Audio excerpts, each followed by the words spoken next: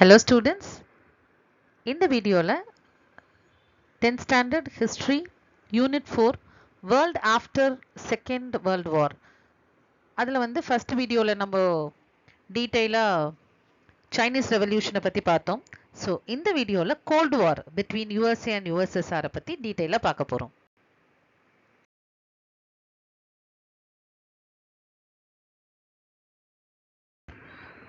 Cold War rivalry between the US and the Soviet Union. So இதில் முதல்ல நம்ம பார்க்க போகிறது Truman's policy of containment of communism. So Truman அப்படின்றவர் யாருன்னா ஹாரிஸ் எஸ் ட்ரூமேன் வந்து அமெரிக்கன் பிரசிடெண்ட்டாக அந்த டைமில் இருந்தவர்.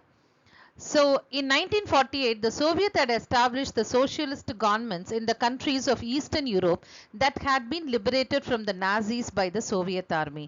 So நம்ம ஏற்கனவே பார்த்தோம் 1945ல செகண்ட் வேர்ல்டு வார் முடிவில் பார்த்தோம் அப்படின்னா eastern side of Europe attack பண்ணது யார் அப்படின்னா Soviet army, and western part ஃபுல்லாகவே வந்து அட்டாக் பண்ணது யார் அப்படின்னா அதாவது ஜெர்மனி அட்டாக் பண்ணது வெஸ்டர்ன் சைட்லேருந்து Allies forces, the combined forces of America, France and England. So whereas இந்த ஈஸ்டர்ன் பார்ட் ஃபுல்லாகவே வந்து யாரோட கண்ட்ரோலில் இருந்தது அப்படின்னா after the second world war ரஷ்யாவோட கண்ட்ரோலில். So naturally Russia wanted to establish the communism over the countries. அந்த லிபரேட் ஆன எல்லா பகுதியிலையும் they wanted to establish the communist form of a government. But Truman, the president of USA, persuaded a policy of containment of communism. So ஆனா ட்ரூமனுக்கு வந்து இல்லை இந்த மாதிரியான ஒரு கம்யூனிச பாலிசியை வந்து ஸ்ப்ரெட் பண்ண விடக்கூடாது, அதை தடுக்கணும் அப்படின்னு நினைச்சாரு. The Soviets were, however, determined not only to maintain control of Eastern Europe, but also keep on spreading communism worldwide. So, சோவியத்துக்கு என்ன ஒரு ஆசை பாருங்க, ஈஸ்டர்ன் பார்ட் ஆஃப் யூரோப் மட்டுமே கம்யூனிசத்தை ஸ்ப்ரெட் பண்ண விரும்பல, but it wanted to spread communism to the entire part of the world.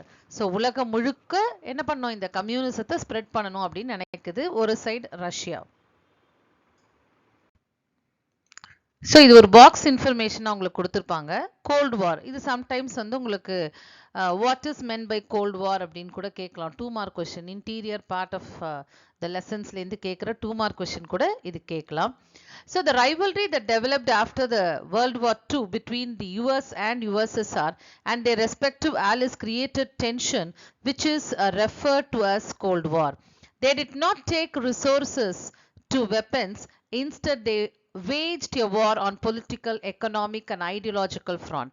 அதாவது gold வார் அப்படிங்கிறது என்ன அப்படின்னா, it was not actually a war with weapon. அதாவது ஆயுதங்களை வச்சு சண்டை போடல அவங்க, ஆனா தட் மியூச்சுவல் அதாவது ஒரு difference of opinion between USA and USSR, அவங்க உள்ள இருக்கிற ஒரு டிஃபரன்ஸ் ஆஃப் ஒப்பீனியன் வந்து ஒரு டென்ஷனை கிரியேட் பண்ணுது இல்லையா, அந்த டென்ஷனை தான் நம்ம கோல்டு வார் அப்படின்றோம். So they never use any weapons.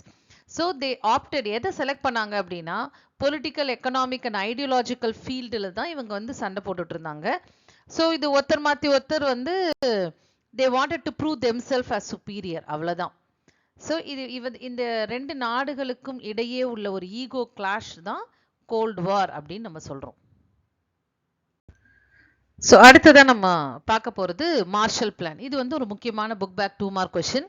இந்த 2 பாயிண்ட் எழுதினாலே உங்களுக்கு 2 மார்க். ஸோ எதுக்காக இந்த மார்ஷல் பிளானை இன்ட்ரடியூஸ் பண்ணாங்க, யார் இன்ட்ரடியூஸ் பண்ணாங்க, அவ்வளோதான். இந்த 2 பாயிண்ட் எழுதினா 2 marks. The US conceived the Marshall Plan to bring the countries in the Western Europe under its influence. So இதை இன்ட்ரடியூஸ் பண்ணது United States of America, USA. எதுக்காக இன்ட்ரடியூஸ் பண்ணாங்க அப்படின்னா, வெஸ்டர்ன் பார்ட் ஆஃப் த யூரோப்ல இருக்கிற கண்ட்ரிஸ் எல்லாத்தையும் அவங்களோட செல்வாக்கில், அவங்களோட செல்வாக்கோட கீழே வச்சுக்கிறதுக்காக. So this Marshall Plan to bring the countries in Western Europe under its influence. அதாவது அமெரிக்காவுக்கு செல்வாக்கின் கீழே இந்த நாடுகள் இருக்கணும் அப்படின்ற ஒரு நோக்கத்தோட அறிமுகப்படுத்தப்பட்டது தான் இந்த Marshall plan. So the plan sought to help the countries of Europe with American dollars to facilitate their early recovery from the destruction caused by the Second World War. So அடுத்தது பார்த்தோம் அப்படின்னா, இந்த மார்ஷல் பிளான் என்ன எதுக்காக அறிமுகப்படுத்தப்பட்டது அப்படின்னு பார்த்தோம்னா, so இது வந்து செகண்ட் வேர்ல்டு வாருக்கு அப்புறம் நிறைய, அதாவது ஜெயிச்ச நாடுகளும் நிறைய பாதிப்பு இருந்தது, தோத்த நாடுகளுக்கும் நிறைய பாதிப்பு இருந்தது இல்லையா. ஸோ இந்த ஜெயிச்ச நாடுகள் நிறைய பாதிப்பு இருக்கு இல்லையா, அவங்க எல்லாருக்கும் அமெரிக்கன் டாலர்ஸை தாராளமாக கொடுத்து அவங்க முதல்ல அந்த பாதிப்பிலிருந்து வெளியே வரத்துக்கு America decided to help. So the plan sought to help the countries of Western Europe with American dollars. So எந்த நாடுகள்லாம் இந்த இரண்டாம் உலக போருக்கு அப்புறமா பாதிக்கப்பட்டதோ அந்த நாடுகளுக்கெல்லாம் அமெரிக்கா தாராளமா என்ன கொடுக்குது, அமெரிக்கன் டாலர்ஸ் கொடுத்து ஹெல்ப் பண்ணுது. To facilitate their early recovery from the destruction caused by the second world war. So இந்த ரெண்டாவது உலக போரோட பாதிப்பிலிருந்து மீண்டு வருவதற்காக அவங்களுக்கு என்ன பண்றாங்க, அமெரிக்கன் டாலர்ஸை கடனா கொடுக்குறாங்க. ஸோ இதுதான் மார்ஷல் பிளான். இது வந்து ஒரு முக்கியமான 2 மார்க் கொஸ்டின். ஸோ இந்த மார்ஷல் பிளான் அறிமுகப்படுத்தியவர் இவர் தான். இது வந்து ஒரு பாக்ஸ் இன்ஃபர்மேஷன் அவங்களுக்கு கொடுத்துருக்கு. So the United States was much concerned that poverty, unemployment and dislocation caused by the post-World War II period were increasing the appeal of communist parties in Western Europe. So second world war முடிஞ்ச உடனே என்னாச்சு அப்படின்னா, there is a lot of என்ன சொல்றது, நிறைய ஒரு poverty, unemployment problem, dislocation, அதாவது வேலையில்லா திண்டாட்டம், வறுமை, இடம்பெயர்வு, அதாவது ஒரு இடத்துல இன்னொரு இடத்துக்கு என்ன பண்றாங்க, வேலை நிமித்தமாகவும் சாப்பாடு வேணும், வேலை வேணும் அப்படின்றதுக்காக ஒரு இடத்துல இன்னொரு இடத்துக்கு மூவ் ஆக ஆரம்பிக்கிறாங்க மக்கள். ஸோ இது எல்லாமே வந்து செகண்ட் வேர்ல்டு வாருக்கு அப்புறம் பயங்கரமா இன்க்ரீஸ் ஆச்சு. ஸோ இதை ஒரு ஆப்பர்ச்சுனிட்டியா பயன்படுத்தி எங்க கம்யூனிஸ்ட் பார்ட்டிஸ் வந்து வெஸ்டர்ன் யூரோப்புக்கு வந்துருவாங்களோன்ற ஒரு பயம் அமெரிக்காவுக்கு எப்பயுமே இருந்துட்டே இருந்தது. ஸோ அதை தடுக்கிறதுக்காக தான் secretary of state George C Marshall அவர் என்ன பண்ணார் அப்படின்னா, he advanced the idea of a European self-help program to be financed by the United States. ஒரு அனௌன்ஸ்மெண்ட் கொடுத்தாரு. ஸோ உங்களுக்கு வந்து தேவையான நிதி உதவியை வந்து அமெரிக்கா பண்ணும் அப்படின்னு சொன்னாரு. So 16 nations became the part of this program. So கிட்டத்தட்ட இதனால ஒரு 16 நாடுகள் பலனடைஞ்சது. 16 நாடுகளுக்கு என்ன பண்ணாங்க, கடன் கொடுத்தாங்க அமெரிக்கன் டாலர்ஸ்ல. So administrative and technical assistance was offered through the economic cooperation administration, that is ECA of the United States, and Marshall Plan funding ended in 1951. So 1945 அப்புறம் தொடங்கப்பட்ட இந்த ஒரு program வந்து they not only offered American dollars but also the economic, அதாவது அவங்களுக்கு technical assistance வேணும்னாலும் கொடுத்தாங்க. அதே மாதிரி என்ன மாதிரியான ஹெல்ப், அட்மினிஸ்ட்ரேட்டிவ் அசிஸ்டன்ஸ் வேணும்னாலும் அவங்களுக்கு ஹெல்ப் பண்ணாங்க. ஸோ அந்தந்த எந்தெந்த நாடுகளுக்கு எந்த மாதிரியான உதவிகள் வேணுமோ அந்த மாதிரியான உதவிகளை இந்த மார்ஷல் பிளான் மூலமா பண்ணாங்க. So of course the Marshall plan funding ended in the year 1951. இது உங்களுக்கு புக்கு உள்ளேந்து ஒரு ஒன் வேர்டா கேட்பாங்க. ஸோ மார்ஷல் பிளான் ஃபண்டிங் எப்போ முடிவுக்கு வந்தது அப்படின்னா 1951ல முடிவுக்கு வந்தாச்சு.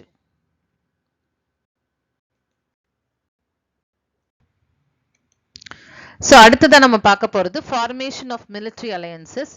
இதில் நிறைய அலையன்சஸை பற்றி நம்ம டீட்டெயிலாக பார்க்க போகிறோம். ஸோ ஃபர்ஸ்ட் நம்ம தெரிஞ்சுக்க போகிறது நாட்டோ. நாட்டோ அப்படிங்கிறது நார்த் அட்லாண்டிக் ட்ரீட்டி ஆர்கனைசேஷன். இந்த abbreviation sometimes you may get in one word also. So the United States and its European allies formed the North Atlantic Treaty Organization NATO to resist the Soviet aggression in Europe in 1949. So இந்த NATO அப்படிங்கிறது 1949ல sign ஆச்சு. இதோட main மோட்டிவே என்ன அப்படின்னா, Soviet அக்ரஷனை European கண்ட்ரிக்குள்ள உள்ள வராம பார்த்துக்கிறது தான் இதோட நோக்கமே. To resist the Soviet aggression in Europe. So இனிமேல்ட்டு சோவியத் யூனியன் வந்து உள்ள யூரோப்பியன் கான்டினென்ட்குள்ள, அதாவது யூரோப்பியன் கண்ட்ரீஸை வந்து கம்யூனிஸ்ட் பிரின்சிபல்ஸோட ஆக்குபை பண்ணிக்க கூடாது அப்படிங்கிற ஒரு நோக்கம் தான் இதோட மெயின் நோக்கமா இருந்தது. And it was an interstate military alliance between the countries of North America and Europe. So இது நார்த் அமெரிக்கன் கண்ட்ரீஸ்க்கும் யூரோப்பியன் கண்ட்ரீஸ்க்கும் இடையே ஏற்பட்ட ஒரு மிலிட்டரி அலையன்ஸ். மிலிட்டரி அலையன்ஸ் அப்படிங்கிறது என்ன அப்படின்னா, இப்போ அந்த அலையன்ஸ்ல சைன் பண்ண நாடுகளுக்கு எதிராக ஏதாவது ஒரு நாடு அட்டாக் பண்ணாங்கன்னா it will be considered as an attack on all. So எல்லா நாடுகளும் சேர்ந்து என்ன பண்ணுவாங்க, அந்த நாடை தாக்குவாங்க. ஸோ இதுதான் இந்த மிலிட்ரி பேசிக்காக இருக்கிற மிலிட்ரி அலையன்ஸ். நம்ம first world war, second world வார்லாம் ஆரம்பிக்கிறதுக்கு காரணமே இந்த military alliances, formation of military alliances அப்படின்னு பார்த்தோம் நம்ம இல்லையா, ஃபர்ஸ்ட் வேர்ல்டு வார். ஸோ அந்த மாதிரி தான் பல நாடுகள் சேர்ந்து சைன் பண்ண ஒரு மிலிட்ரி அலையன்ஸ் இது. So the major member countries included. So எந்த கண்ட்ரீஸ்லாம் இதில் மெயினாக இருக்காங்க அப்படின்னு பார்த்தோம்னா Canada, Belgium, Denmark, France, Iceland, Italy, Luxembourg, the Netherland, Norway, Portugal and the United Kingdom. So இந்த நாடுகள் எல்லாம் சேர்ந்து இந்த நாட்டோ நார்த் அட்லாண்டிக் ட்ரீட்டி ஆர்கனைசேஷனை சைன் பண்ணியிருக்காங்க 1949ல். Then later Greece and Turkey also joined in this NATO in the year 1952 and Germany also joined in this NATO in 1955. So இதோட main objective என்ன அப்படின்னு பார்த்தோம்னா peace and security in the North Atlantic region. So இந்த North Atlantic, அதாவது Atlantic Ocean இருக்கு இல்லையா, அதோட northern part of the Atlantic Ocean. So North Atlantic regionல peace and security, அதாவது அமைதியையும் பாதுகாப்பையும் நிலைநிறுத்துறது தான் இந்த நார்த் அட்லாண்டிக் ட்ரீட்டி ஆர்கனைசேஷனோட முக்கியமான நோக்கம். ஸோ இதில் வந்து உங்களுக்கு ஒன் வேர்டு வரும், அதாவது கிரீஸ் அண்ட் டர்க்கி எப்போ ஜாயின் பண்ணாங்கன்னு கேட்பாங்க, எந்த இயர் 1952ல். அண்ட் ஜெர்மனி எப்போ நாட்டோவில் ஜாயின் பண்ணாங்க அப்படின்னு கேட்கலாம், 1955. ஸோ இந்த ஜெர்மனி வந்து உங்களுக்கு வந்து ஒரு ஹைடெக் லேபில் நடக்கிற எக்ஸாமில் கூட இந்த கொஷின் கேட்டிருந்தாங்க. ஸோ ஜெர்மனி எப்போ ஜாயின் பண்ணாங்க நாட்டோவில் அப்படின்ட்டு 1955. ஸோ அடுத்ததான் நம்ம பார்க்க போகிறது சியாட்டோ ஆர் மணிலா பேக்ட் 1954. இந்த இயர் வந்து உங்களுக்கு ஒரு ஒன் வேர்டில் கேட்கலாம். இதோட அப்ரிவேஷன் என்ன அப்படின்னு பார்த்தோம்னா சியாட்டோ வந்து south east Asia treaty organisation was organized for the collective security of countries in Southeast Asia. அதாவது Southeast ஏஷியன் கண்ட்ரீஸோட பாதுகாப்புக்காக கையெழுத்திடப்பட்ட ஒரு அக்ரிமெண்ட் தான் இந்த மணிலா பேக்ட் ஆர் சியாட்டோ அப்படின்னு சொல்றோம். Following the signing of Manila Pact in 1954 by the US, France, England, New Zealand, Australia, Philippines, Thailand and Pakistan. So இந்த நாடுகள் எல்லாம் தான் மணிலா பேக்ட் 1954ல சைன் பண்ணாங்க. ஸோ இதோட மெயின் இன்டென்ஷன் என்ன அப்படின்னு பார்த்தோம்னா it is not like NATO மாதிரி என்ன கிடையாது, ஒரு மிலிட்ரி அலையன்ஸ்லாம் இது கிடையாது. So the member of SEATO were committed to prevent communism from gaining around in this region. So அதாவது கம்யூனிசம் இந்த ரீஜன்ல ஸ்ப்ரெட் ஆகாம பார்த்துக்கிறது தான் இவங்களோட வேலை. So they will not allow the communist principles to spread in the Southeast Asian countries அப்படின்ற ஒரு அக்ரிமெண்ட்ல அவங்க சைன் பண்ணியிருக்காங்க. So unlike the NATO alliance, Seato had no joint command with the standing forces. So ஆனா நாட்டோல என்னது, it's military alliance அப்படிங்கிறதுனால they have standing, எல்லா நாடுகளும் என்ன அனுப்பிச்சிருப்பாங்க, military force அனுப்பியிருப்பாங்க. ஆனா இந்த சியாட்டோ வந்து இட்ஸ் நாட் லைக் நாட்டோ. இது வந்து ஒரு மிலிட்ரி அலையன்ஸும் கிடையாது, அங்க ஸ்டாண்டிங் ஆர்மியும் கிடையாது நாட்டோ மாதிரி. இது ஒன்லி an agreement, அதாவது இந்த சவுத் ஈஸ்ட் ஏஷியன் கண்ட்ரீஸ்ல கம்யூனிசம் ஸ்ப்ரெட் பண்ணாம பாதுகாக்கிறது தான் இதோட வேலை. ஸோ ஃபர்ஸ்ட் நாட்டோ பார்த்தோம், சியாட்டோ பார்த்தோம் இல்லையா. ஸோ அடுத்தது நம்ம பார்க்க போறது Warsaw pact. As a counter of the NATO, the Soviet Union organized the Soviet bloc countries for a united military action under the Warsaw Pact. இப்போ எப்படி டெமோக்ராட்டிக் கண்ட்ரீஸ் எல்லாம் வந்து நாட்டோவை சைன் பண்ணாங்களோ, இட்ஸ் ஒரு மிலிட்ரி ஆக்ஷன் இல்லையா, United military action தான். ஏன்னா because they have their own armed forces with them இல்லையா. ஸோ எல்லா நாடுகளும் ஒரு ஆர்ம்டு ஃபோர்ஸஸ் அங்கே அனுப்பி அந்த நாட்டோக்கு ஒரு மிலிட்ரி ஃபோர்ஸ் இருக்கு.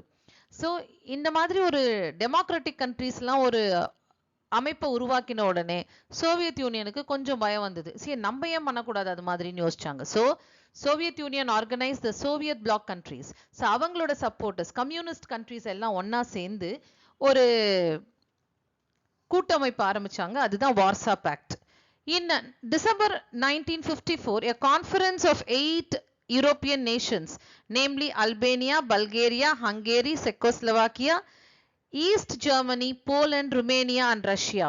So இந்த 8 நாடுகளும் மாஸ்கோல சந்திச்சு ஒரு ஒப்பந்தத்துல கையெழுத்திட்டாங்க. அதுதான் என்னது, Warsaw pact on May 14th 1955. So December 1954ல மாஸ்கோல மீட் பண்றாங்க. May 14th 1955ல they came to the conclusion that they decided to have one organization. யாருக்கு எதிரா, அதாவது ஒரு பேக்ட்ல சைன் பண்ணலாம், நம்மளும் அவங்க எப்படி நாட்டோ வச்சிருக்காங்களோ அதே மாதிரி நம்மளும் வார்சா பேக்ட் அப்படின்ற ஒரு அமைப்பை நம்ம வச்சுக்கலாம் அப்படின்ட்டு டிசைட் பண்றாங்க. This is known as Warsaw pact. A joint command of armed forces of the member countries with its headquarters in Moscow was set up. So எப்படி நாட்டோ வந்து மெம்பர் கண்ட்ரீஸோட ஆர்ம்டு ஃபோர்ஸஸ் வச்சிருக்காங்களோ அதே மாதிரி ஸோ இந்த Russian supporters, அதாவது communist கண்ட்ரீஸும் அவங்களோட armed forces அனுப்பி அதோட head குவார்ட்டர்ஸாக எங்கே இருக்கு, மாஸ்கோவில் ஒரு அமைப்பு உருவாக்குறாங்க. But this Warsaw Pact was dissolved in 1991 following the breakup of USSR. So இந்த ரஷ்யா வந்து பிளவு அடைந்த உடன், அதாவது 1991ல the entire part of entire Russia have been disintegrated into many small countries. அதை வந்து நம்ம டீட்டெயிலாக நம்ம அப்புறமா பார்ப்போம். ஸோ அந்த 1991ல அந்த disintegration of ரஷ்யாக்கு அப்புறம் the Warsaw Pact came to an end. So நெக்ஸ்டா நம்ம பார்க்க போகிறது CENTO or the Baghdad pact. இது முக்கியமான ஒரு புக் பேக் 2 மார்க் கொஸ்டின்மா. இது உங்களுக்கு அடிக்கடி கேட்கக்கூடிய ஒரு கொஸ்டின், பாக்தாத் பேக்ட். ஸோ 1955ல Turkey, Iraq, Great Britain, Pakistan and Iran, so இந்த 5 நாடுகளும் ஒரு பேக்ட்ல சைன் பண்ணாங்க, ஒரு ஒப்பந்தத்தில் சைன் பண்ணாங்க. அதுதான் Baghdad pact. Turkey, Iraq, Great Britain, Pakistan and Iran, இந்த 5 நாடுகளும் சேர்ந்து ஒரு ஒப்பந்தத்தில் சைன் பண்ணாங்க. That is called as Baghdad Pact. But in 1958, the United States joined the organization. Thereafter, it came to be known as Central Treaty Organization, that is CENTO. So 1955ல இந்த 5 countries மட்டும் அந்த ட்ரீட்டில sign பண்ணதுனால அது Baghdad பேக்டா இருந்தது. 1958ல வந்து யுஎஸ்ஏவும் இந்த பேக்ட்ல join பண்ண உடனே இந்த பேக்டோட நேம் மாறி போச்சு, சென்டோ அப்படின்ட்டு. சென்டோ அப்படிங்கிறது central treaty organisation. So this treaty was open to any Arab nations desiring peace and security in this region. So என்ன டிக்ளேர் பண்ணாங்க, இந்த ட்ரீட்டி வந்து எந்த எல்லா அரபு நாடுகளுக்கும் ஓப்பனாக இருக்கும். எந்த அரபு நாடுகள்லாம் வந்து அமைதியை விரும்புதோ, அமைதியையும் பாதுகாப்பும் விரும்புகிற எந்த அரபு நாடுகள் வேணா இந்த ட்ரீட்டியில் வந்து ஜாயின் பண்ணிக்கலாம் அப்படின்னு சொன்னாங்க. The CENTO was dissolved in the year 1979. So ஃபைனலாக இது வந்து 1979ல கலைக்கப்பட்டது. ஸோ இதில் வந்து இந்த 4 பாயிண்ட் ரொம்ப முக்கியம். இந்த 4மே எழுதணும். முதல்ல இந்த 5 நாடுகளுக்குள்ளே தான் சைன் ஆச்சு. அப்புறம் அமெரிக்கா உள்ளே வந்த உடனே அதுக்கு பேர் மாறி போச்சு, சென்ட்ரல் ட்ரீட்டி ஆர்கனைசேஷன் அப்படின்னு மாறி போச்சு. So this treaty was open to any Arab nation desiring for peace and security in the region. But this was dissolved in the year 1979. So இந்த 4 பாயிண்ட் எழுதினா உங்களுக்கு 2 mark. It's a book back 2 mark question. So அடுத்ததான் நம்ம பார்க்க போகிறது Korean வார். So பக்கத்தில் ஒரு map இருக்கு பாருங்க. ஜப்பான் பக்கத்தில் இருக்கிற ஒரு கண்ட்ரி தான் என்னது, கொரியா. மேலே இருக்கிறது நார்த் கொரியா, கீழே இருக்கிறது south Korea. So the Korean war made the gold war really hot. Since Korea was partitioned as North and South in 1945, each side sought to win the legitimacy by unifying the country. So இது 1945ல என்ன ஆச்சு அப்படின்னா, when the Second World War came to an end, Korea was divided into 2, North Korea and South Korea. So அது முடிஞ்ச உடனே பார்த்தோம் அப்படின்னா 2 கொரியாவையும் unite பண்றதுக்கு, அதாவது ஒன்னா ஆக்கிறதுக்கு பல முயற்சிகள் எடுத்தாங்க. ஆனா அந்த முயற்சிகள் எல்லாம் தோல்வியில முடிஞ்சுது. அப்படின்னா என்ன காரணம் அப்படின்னா, ஒன்னா ஆச்சு அப்படின்னா நாங்க தான் ஆட்சி செய்வோம்ட்டு நார்த் கொரியாவும், இல்ல நாங்க தான் ஆட்சி செய்வோம் அப்படின்னு சவுத் கொரியாவும் சண்டை போட்டுக்கிறதுனால தான் இந்த கொரியாவை ஒன்னா இணைக்கிறது அப்படிங்கிறது ரொம்ப ஒரு கஷ்டமான ஒரு டாஸ்கா இருந்தது. So the president of North Korea, Kim Il-sung, People's Republic of Korea, decided to act before his southern rival Syngman Rhee, the Republic of Korea, got the chance. So ஆனா இந்த நார்த் கொரியாவை ஆட்சி செஞ்ச ரூலர் யார் அப்படின்னு பார்த்தோம்னா கிம் two அப்படின்றவர். இந்த கிம் டூவும் ரஷ்யன், ஏன்னா இது மேல இருக்கிற ஒரு கண்ட்ரி எது, ரஷ்யா தானே. சைனாவும் கம்யூனிஸ்ட் கண்ட்ரி, அதுக்கு மேல இருக்கிற ரஷ்யாவும் communist country.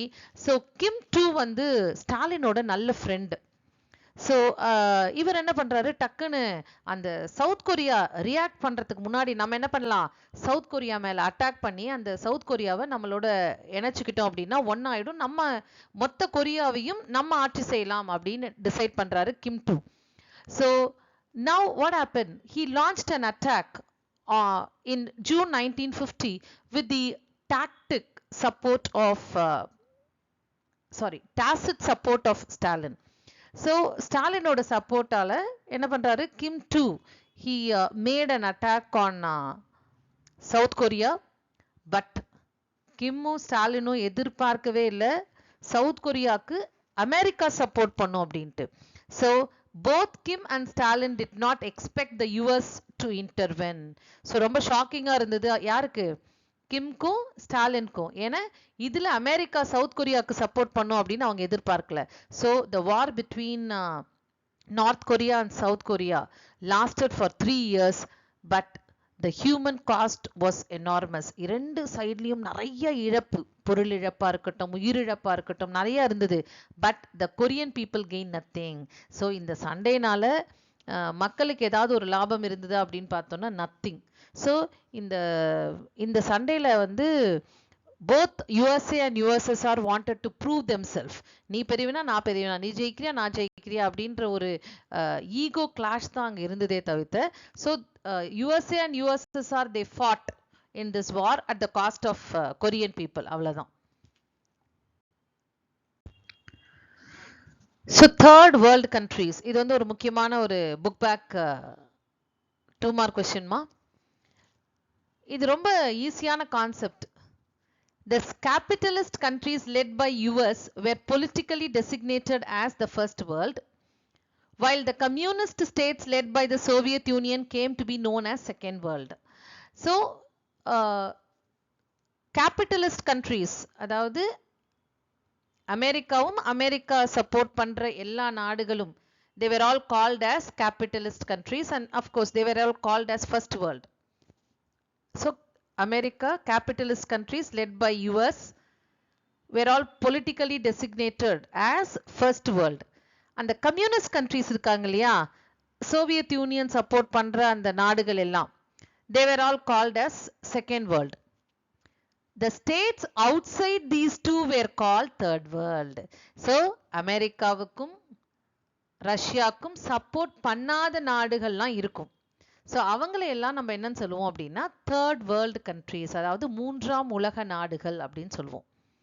So capitalist countries led by US அவங்கெல்லாம் ஃபர்ஸ்ட் வேர்ல்டு அப்படின்னு சொல்லுவோம். Communist states led by Soviet யூனியனை அவங்களோட கண்ட்ரீஸ், அவங்களோட சப்போர்ட்டர்ஸ் எல்லாருமே செகண்ட் வேர்ல்டு அப்படின்னு சொல்றோம். இந்த ரெண்டு நாடுகளுக்குமே சப்போர்ட் பண்ணாத நாடுகளை தேர்ட் வேர்ல்டு கண்ட்ரீஸ் அப்படின்னு சொல்றோம். ஸோ இது வந்து ஒரு முக்கியமான ஒரு 2 mark question. Write a note on third world countries அப்படின்னு கேட்கலாம். இது புக் பேக் 2 mark கொஸ்டின், முக்கியமான 2 mark கொஸ்டின்மா. ஸோ நெக்ஸ்ட் நம்ம பார்க்க போகிறது நான் அலைன்ட் மூமெண்ட். இது ஆக்சுவலாக புக்கு உள்ளேருந்து சம்டைம்ஸ் ஒரு பேராகிராஃப் கொஸ்டினாக கேட்பாங்க. ஒரு மினிமமாக ஒரு 5 to 6 பாயிண்ட்ஸ் இதில் நீங்கள் எழுதினாலே உங்களுக்கு 5 marks கிடைக்கிறதுக்கான வாய்ப்புகள் நிறையா இருக்குது. புக்கு உள்ளேருந்து கேட்குற ஒரு பேராகிராஃப் கொஸ்டினாக இது கேட்பாங்க. நான் அலைன்டு மூமெண்ட். ஸோ இது எதுக்காக ஆரம்பித்தாங்க, எங்கே அந்த ஃபர்ஸ்ட் கான்ஃபரன்ஸ் நடந்தது, இதோட நோக்கம் என்ன, எப்போ இது முடிவுக்கு வந்தது, இவ்வளோதான் இந்த பாயிண்ட்ஸை நீங்கள் எழுதணும். So the non-aligned movement NAM emerged in the wake of decolonization that followed after World War II. அதாவது World War II அப்புறம் சுதந்திரம் அடைஞ்ச எல்லா நாடுகளும் ஒன்னா சேர்ந்து ஆரம்பிச்ச ஒரு அமைப்பு தான் இந்த NAM, non-aligned movement. At the Bandung, the city in Indonesia conference 1955, the newly independent countries of Asia and Africa gave a call for abstaining from allying with any of the two superpowers. So பேண்டுங்ல இந்தோனேஷியால இருக்கிற ஒரு city தான் பேண்டுங். அந்த பேண்டுங்ல 1955ல world war 2க்கு அப்புறம் சுதந்திரம் வாங்கின எல்லா நாடுகளும், ஏஷியா அண்ட் ஆப்பிரிக்கன் கண்ட்ரீஸ் எல்லாம் அங்க மீட் பண்ணாங்க.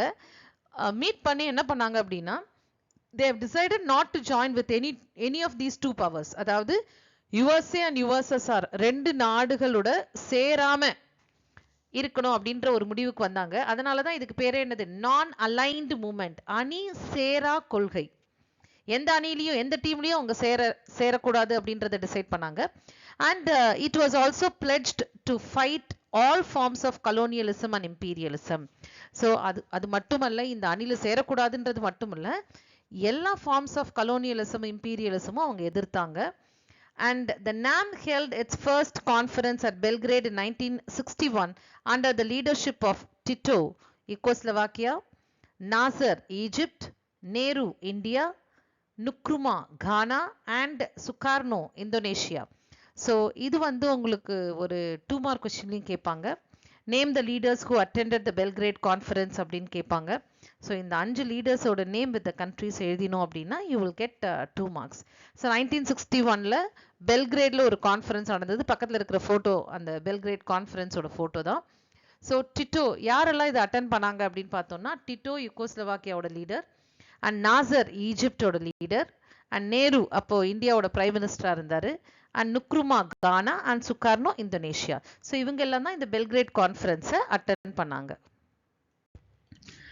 இந்த பெல்கிரேட் கான்ஃபரன்ஸ்ல அட்டன் பண்ணி ஒரு முடிவுக்கு வந்தாங்க இல்லையா? என்ன மாதிரியான முடிவுக்கு அவங்க வந்தாங்க அப்படின்னு பார்த்தோம்னா, the basic principles of non alignment. என்னெல்லாம் பேசிக் பிரின்சிபிள்ஸ் இந்த நான் அலைன்மெண்ட், அதாவது அணிசேரா கொள்கையோட பேசிக் பிரின்சிபிள்ஸ் என்ன அப்படின்னு பார்த்தோம்னா, as listed in the statement issued at the Belgrade conference. பெல்கிரேட்ன்றது யுகோஸ்லோவாக்கியால இருக்கிற ஒரு சிட்டி. அந்த Belgrade conference where peaceful coexistence, அதாவது நம்ம அமைதியான முறையில் வாழணும், commitment to peace and security இல்லையா, நம்மளோட நாட்டோட அமைதிக்கும் பாதுகாப்புக்கும் உத்தரவாதம் நம்ம தான் கொடுக்கணும், and no military alliance with any super powers. இந்த ரெண்டு நாடுகளோட நம்ம என்ன பண்ணக்கூடாது, மிலிட்ரி அலையன்ஸை சைன் பண்ணக்கூடாது. No permission for any super power to build its military base in its territory. So நம்மளோட இடத்துல சூப்பர் பவருக்கு மிலிட்ரி பேஸ் வந்து வைக்கிறதுக்கு எந்த அனுமதியும் நம்ம தரக்கூடாது. ஸோ இதெல்லாம் இந்த மாதிரியான முடிவுகள் தான் இந்த பெல்கிரேட் கான்ஃபரன்ஸ்ல அவங்க எடுத்தாங்க. So with the collapse of Soviet Union the idea of non alignment lost relevance. So இப்போ சோவியத் யூனியன் வந்து டிஸ்இன்டிகிரேட் 1991ல ஆச்சு அப்படின்னு சொன்னோம் இல்லையா? சோவியத் யூனியன் பல நாடுகளாக சிதைஞ்சு போன உடனே ஸோ இந்த நான் அலைன்மெண்ட்டுக்கான ஒரு முக்கியத்துவம் அப்படியே கொஞ்சம் கொஞ்சமாக குறைய ஆரம்பிச்சிருச்சு. ஸோ இந்த நான் அலைன்மெண்ட் ஒரு 5 பாயிண்ட் எதுக்காக ஆரம்பிச்சாங்க, ஃபர்ஸ்ட் கான்ஃபரன்ஸ் எங்கே நடந்தது, எப்போ டிசைட் பண்ணாங்க, பேண்டுங் கான்ஃபரன்ஸில் டிசைட் பண்ணாங்க, பெல்கிரேட் கான்ஃபரன்ஸ் பற்றி யார் யாரெல்லாம் அட்டன் பண்ணாங்க, இதோட மெயின் பேசிக் பிரின்சிபிள்ஸ் என்ன, எப்போ இது முடிவுக்கு வந்தது, after the collapse of Soviet Union. அவ்வளோதான். இந்த 5 பாயிண்ட் எழுதினாலே உங்களுக்கு 5 மார்க். இது வந்து புக்கு உள்ளேந்து கேட்குற ஒரு பேராகிராஃப் கொஸ்டினாக கேட்பாங்க. ஸோ இந்த வீடியோவில் நம்ம ஃபர்ஸ்ட் டாப்பிக்காக நம்ம பார்க்க போகிறது கியூபன் ரெவல்யூஷன். ஸோ கியூபா அப்படிங்கிற ஒரு நாடு, இப்போ மேப்பை பாருங்க, இந்த இடம் தெரியுதா, இதுதான் கியூபா.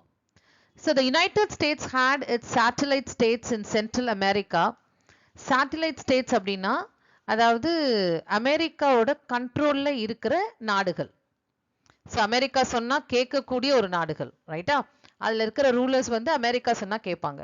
ஸோ அந்த மாதிரியான சென்ட்ரல் அமெரிக்காவில் இருக்கிற நாடுகள் பார்த்தோம் அப்படின்னா Honduras, El Salvador, Nicaragua, Panama, Guatemala. So இதெல்லாம் மிடில் இருக்கு, இந்த இடத்துல இருக்கிற நாடுகள். தென் த கரீபியன் ஐலண்டில் இருக்கிற கண்ட்ரிஸ் அப்படின்னு பார்த்தோம்னா கியூபா, டொமினியன் ரிபப்ளிக் அண்ட் ஹெய்தி. இங்கே இருக்கு பார்த்தீங்களா ஹெய்தி, இது டொமினியன் ரிபப்ளிக், இது கியூபா. அதே மாதிரி சவுத் ஈஸ்ட் ஏஷியாவில் நம்ம இந்தியாவுக்கு ஈஸ்டில் இருக்கிற கண்ட்ரிஸ் பார்த்தோம் அப்படின்னா Philippines, south Korea, south Vietnam, Thailand, இதெல்லாம் வந்து அமெரிக்காவோட சேட்டலைட் நேஷன்ஸ் அப்படின்னு சொல்லலாம்.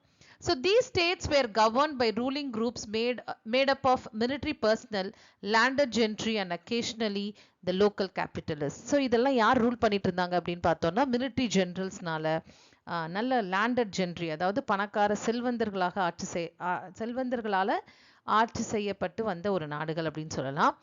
அண்ட் அதனால தான் அது அவங்க எல்லாரையும் அமெரிக்கா கைக்குள்ள போட்டுக்கிட்டு அவங்க சொல்ற மாதிரி கேட்குற மாதிரி வச்சிருந்தாங்க. அதனால தான் they were all known as satellite states.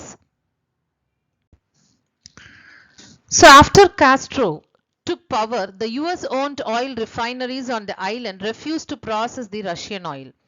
So Fidel Castro வந்து ரூலர் ஆன உடனே கியூபாக்கு யுஎஸ் ஓன்ட் ஆயில் ரிஃபைனரிஸ், அதாவது யுஎஸ்ஏ வந்து நிறைய ஆயில் ரிஃபைனரிஸ் கியூபாவில் வச்சுருந்தாங்க. அந்த கியூபாவில் இருக்கிற அமெரிக்கனோட ஆயில் ரிஃபைனரிஸில் வந்து ரஷ்யாவோட க்ரூட் ஆயிலை நாங்கள் ரிஃபைன் பண்ண மாட்டோம் அப்படின்னு சொல்லிட்டாங்க. ஸோ உடனே காஸ்ட்ரோ என்ன பண்ணாரு, சரி இது உன்னோட தான் இருந்தால் தானே நீ பண்ண மாட்ட. ஸோ காஸ்ட்ரோ என்ன பண்ணாரு, எல்லா ஆயில் ரிஃபைனரிஸையும் நேஷனலைஸ் ஆக்கிட்டார், அதாவது தேசியமயமாக்கிட்டார். இது எல்லாம் இனிமேல்ட்டு கியூபாவுக்கு சொந்தமானது, நாட்டுக்கு சொந்தமானது அப்படின்னு ஆக்கிட்டார். So Castro nationalised them. So உடனே அமெரிக்காக்காரன் சும்மா இருப்பானா, கோவம் அவனுக்கு. So the US retaliate by ending the arrangement by which it bought the bulk of Cuba's sugar. So நீ வந்து என்னோட ஆயில் மில்ஸ் எல்லாத்தையும் நேஷனலைஸ்ட் ஆக்கிட்டியா, ஓகே, இனிமேல்ட்டு நான் உங்ககிட்டேருந்து என்ன வாங்க மாட்டேன், சுகர் வாங்க மாட்டேன். Because sugar bowl of the world அப்படின்னாலே நம்ம கியூபாவை தான் சொல்லுவோம். ஏன்னா அதிகமாக கரும்பு விளையிற இடம் அதுதான். நிறைய சுகர் மில்ஸ் வந்து அமெரிக்கா ஓன்டு சுகர் மில்ஸ் வந்து நிறைய இருக்கு கியூபாவில். சரி, நான் இனிமேல்ட்டு உங்ககிட்டேருந்து என்ன பண்ண மாட்டேன், என்னோட சுகர் மில்ல வந்து உன்னோட சுகர் கேனை வந்து வாங்க மாட்டோம் அப்படின்னு சொன்ன உடனே கியூபா என்ன பண்ணாங்க, எல்லா சுகர் கம்பெனிஸையும் நேஷனலைஸ் ஆக்கிட்டாங்க. So Castro nationalized the US-owned sugar companies and ended the US monopolies in electricity and telephone. So இதனால் வரைக்கும் யூஎஸோட ஷேர் வந்து எலக்ட்ரிசிட்டிலையும் டெலிஃபோன்ஸ்லையும் நிறையா இருந்தது. ஸோ எல்லாத்தையும் என்ன பண்ணாரு, யூஎஸ் மோனோபொலியை வந்து, அதாவது ஏகாதிபத்திய உரிமை யூஎஸ்க்கு நிறையா இருந்தது கியூபாவில், அதை எல்லாத்தையும் முடிவு கொண்டு வந்து எல்லாத்தையும் தேசியமயமாக்கிட்டார். So oil wells, then he nationalised US owned sugar mills, and then US ஓட மோனோபொலியாக இருந்த எலக்ட்ரிசிட்டியும் டெலிஃபோன்ஸுக்கும் ஒரு முடிவுக்கு வந்தார். So all these greatly threatened American economic interest. So இது வந்து அமெரிக்காவோட பொருளாதாரத்தை பயங்கரமாக பாதிக்கும், டெஃபினட்டாக பாதிக்கும் அப்படின்றது அமெரிக்காவுக்கும் தெரியும். ஏன்னா இது வந்து பிகாஸ் நிறைய விஷயங்கள் வந்து அண்டை நாடுகளை நம்பி தான் பெரிய பெரிய நாடுகளும் இருக்கும் இல்லையா. So all these greatly threatened American economics interest. So இப்போ யூஎஸ்க்கும் கியூபாக்கும் கொஞ்சம் டேர்ம் சரியில்லை இல்லையா. So in April 1961, while landing an army of Cuban exiles on the island of Bay of Pigs, the US bombarded Cuban airfields with the objective of overthrowing the Castro regime. So 1961 April என்னாச்சு அப்படின்னா, America கியூபன்லேருந்து வெளியேறிய நிறைய பேர் கியூபாலேருந்து வெளியேறிட்டாங்க இல்லையா. So அவங்களெல்லாம் வச்சு ஒரு ஆர்மியை ready பண்ணி அவங்க வந்து ஐலண்ட் ஆஃப், அதாவது கியூபா பக்கத்தில் இருக்கிற ஒரு சின்ன ஐலண்ட் தான் பே ஆஃப் பிக்ஸ்.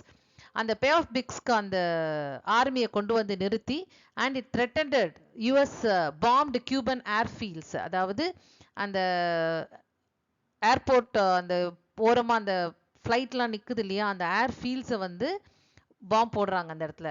ஸோ இதோட முக்கியமான இன்டென்ஷன் என்ன அப்படின்னா, இந்த சண்டைக்கு எப்படியாவது காஸ்ட்ரோவை பதவியிலேருந்து தூக்கிடணும். ஏன்னா அவர் இருக்கிறதுனால நம்மளால என்ன பண்ண முடியல, அங்கே வந்து நம்மளோட டாமினேஷன் இல்லை, யூஎஸோட டாமினேஷன் கியூபாவில் இல்லை அப்படிங்கிறது தெரியுது. Because Fidel Castro was supported. Cuba is basically a communist, அதாவது கம்யூனிஸ்ட் கண்ட்ரி. அதுக்கு வந்து ரஷ்யாவோட சப்போர்ட் அதிகமாக இருக்குது, அண்ட் ஃபிடல் காஸ்ட்ரோக்கு ரஷ்யாவோட சப்போர்ட் அதிகமாக இருக்குது. So US worship surrounded Cuba. So எல்லா பக்கமும் யூஎஸோட போர்க்கப்பல், ஏன்னா கியூபா ஒரு ஐலண்ட் இல்லையா, அதை தாக்கணும் அப்படின்னா கப்பல் படையால் மட்டும்தான் தாக்க முடியும், இல்லைன்னா ஏர்ஃபோர்ஸ் மூலமாக தாக்கலாம் இல்லையா. ஸோ யூஎஸோட வார்ஷிப் வந்து it's surrounded Cuba. John F Kennedy தான் அப்போ வந்து பிரசிடெண்ட்டாக இருந்தார் அமெரிக்காவில். So Kennedy government had received the intelligence that the USSR was secretly installing the nuclear missile in Cuba. So இந்த ஜான் எஃப் கென்னடிக்கு ஒரு ரகசிய தகவல் ஒன்று போகுது. அதாவது இன்டெலிஜென்ஸ், அதாவது உளவுத்துறையிலிருந்து ஒரு ரகசிய தகவல் போகுது. அதாவது கியூபாவில் வந்து ரஷ்யா வந்து ஒரு மிசைல் பேஸ், அதாவது நியூக்ளியர் மிசைல் ஒன்று செட் பண்ணுறாங்க. அதாவது ஒரு ஏவுகணையை செட் பண்ணுறாங்க. ஸோ அது வந்து அமெரிக்காவை தாக்க கூட இருக்கலாம் அப்படின்ற மாதிரி ஒரு தகவல் வந்து ஜான் எஃப் கென்னடி கிடைக்குது. So finally the Soviet president Khrushchev agreed to withdraw the missiles and thus the missile crisis was diffused. So உடனே ஜான் எஃப் கென்னடிக்கு இந்த விஷயம் தெரிஞ்ச உடனே இதை வந்து பப்ளிக்காக சொல்கிறாரு. அப்போ வந்து பிரசிடென்ட், ரஷ்யன் பிரசிடெண்ட்டாக இருந்தவர் வந்து குருஷேவ், அவரும் ஒத்துக்கிறார். ஆமாம், அங்கே வந்து ஒரு நியூக்ளியர் மிசைல் பேஸை நாங்கள் அங்கே வந்து செட் பண்ணலான்னு இருந்தோம் அப்படின்ட்டு with the permission of Cuban president Fidel காஸ்ட்ரோன்னு சொன்ன உடனே, இல்லை அது வந்து எங்களோட நாட்டுக்கு மிகப்பெரிய ஒரு ஆபத்தாக இருக்கும் அப்படின்னு சொன்ன உடனே ரஷ்யன் பிரசிடென்ட் என்ன பண்ணுறாரு, he agreed to withdraw the missile. So thus the missile crisis அது வந்து டெஃப்யூஸ் ஆச்சு. அதாவது ஓகே, ரெண்டு பேரும் என்ன பண்ணிட்டாங்க, நான் அதை வித்ட்ரா பண்ணிக்கிறேன் அப்படின்ன உடனே the missile crisis was diffused. Eventually the two sides reached an agreement. அதாவது கியூபாவும் அமெரிக்காவும் ஒரு அக்ரிமெண்ட்டுக்கு ரீச் ஆகுறாங்க. அதே மாதிரி சோவியத் யூனியன் யாரை வார்ன் பண்ணுறாங்க, யுஎஸ்ஏ வார்ன் பண்ணுறாங்க. So Soviet union removed the missiles from Cuba on an understanding that the US would never invade Cuba again. So திரும்பவும் கியூபா மேலே எந்த அட்டாக்கும் நடத்தக்கூடாது அப்படின்ற ஒரு கண்டிஷனில் மட்டும்தான் அந்த நியூக்ளியர் மிசைலை ரஷ்யா அந்த கியூபாலேருந்து எடுத்துக்கிச்சு. புரியுதா? ஸோ இது எல்லாம் அப்படின்ட்டு அமெரிக்காவை த்ரெட்டன் பண்ணுறதுக்காக ரஷ்யா பண்ண ஒரு டெக்னிக் கூட இருக்கலாம். ஸோ இந்த வீடியோவில் நம்ம கியூபன் கிரைசிஸ் எல்லாத்தையும் பார்த்தோம் இல்லையா? ஸோ நெக்ஸ்ட் வீடியோவில் நம்ம வந்து யூரோப்பியன் யூனியன் பற்றி நம்ம டீட்டெயிலாக பார்க்கலாம்.